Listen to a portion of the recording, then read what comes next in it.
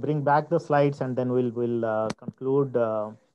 Um so today again we had a very productive session.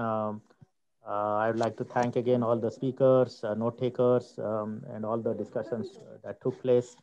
Um, uh, Might be I'll like to go back here and then Anil, if you can spend a little bit of time on our future map, like the workshop 2 and 3. Uh, so with that, we'll be able to close. Yeah. So I think this was a fantastic workshop, right? Personally, for me as a pathologist, but I know many of my colleagues who have been sending emails and posting on the chat and comments. I think this is what the intent was, and I think we've succeeded. So I want to thank TK and Raghu and Lee and many others from all places and our sponsors, everyone who really spent cycles in making this happen. So workshop, so we're going to take all the feedback from workshop one and try to continue this journey to from convergence to actually start collaborating and start executing on some of those projects. So we're going to focus on discussing solutions, looking at what are the gaps we found in our discussions a lot of gaps which are solvable, some things which will be solved in the future, and then start this journey together to start really bringing all these folks together into the ecosystem. Clearly, we've learned, over the last 3 days, much progress has been made in computational side of computational pathology, and product much more progress needs to be done in the pathology side of the computational pathology. But we need to continue to work together and share experiences. So those next two workshops will continue to focus on that. So all the attendees, we would really request you to send feedback on this workshop so we can make the next workshop even better and bring in even more, relevant program and content and education for these different disciplines. The next slide. And yeah, so I I I just don't know. I think like we focused on building convergence, but the next workshop will actually take some of these Yeah. thought Uh, processes and build on the collaborations. yeah. So the broadly the workshop 2, which we are planning around like a summer. Hopefully, situation will improve. Might be we can do a hybrid online, sorry, in person, and then over Zoom. And so here this is our plan.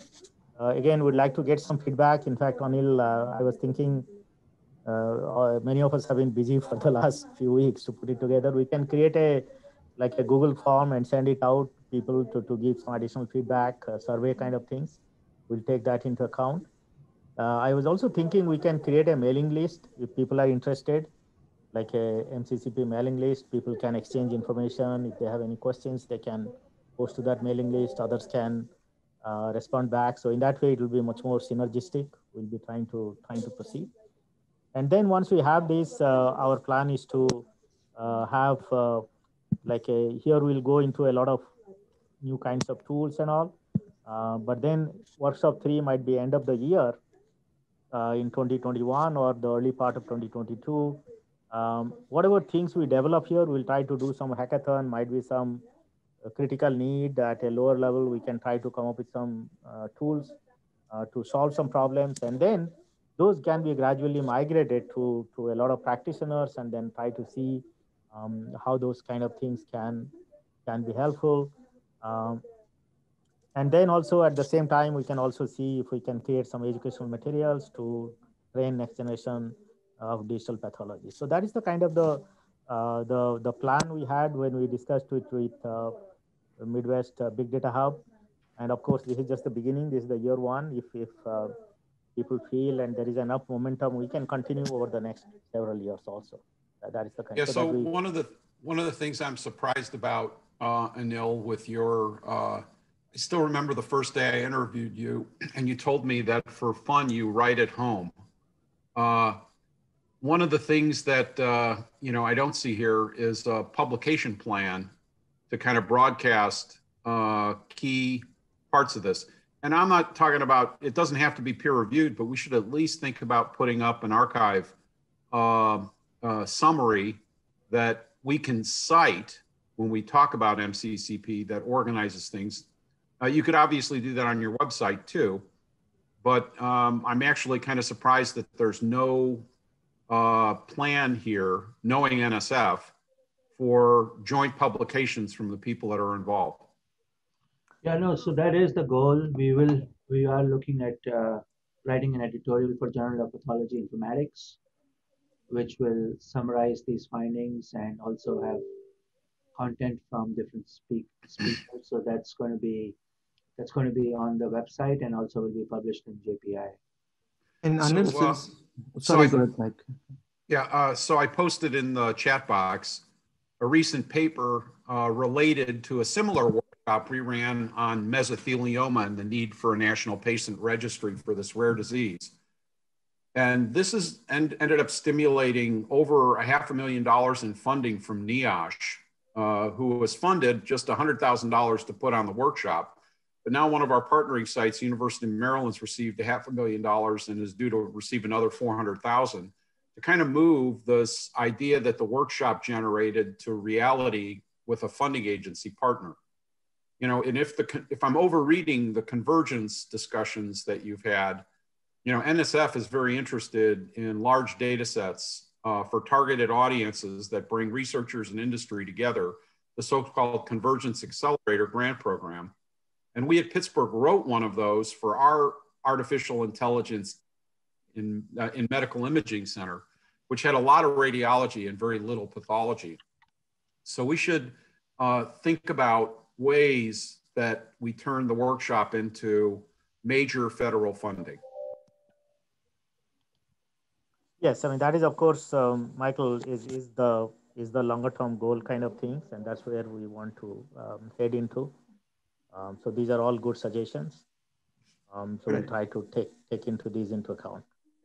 So DK, I think given that Anil is one of the editors of the Pathology Informatics, we can almost, you know, if Anil and his colleagues agree, right, we could do a special issue, right, on the, essentially devoted to this workshop where we can invite folks to, to submit, and then maybe a special issue. Anil, I know I don't want to speak on your behalf, but I'm just thinking, because we've done this with other workshops, right? So, you kind of contract with a journal and then, it becomes a special issue and so on. Yeah, no, we can definitely do that. So our journal is online and we don't have special issues, but we can do a symposium, like a workshop, where we can put some content together. So yeah, definitely.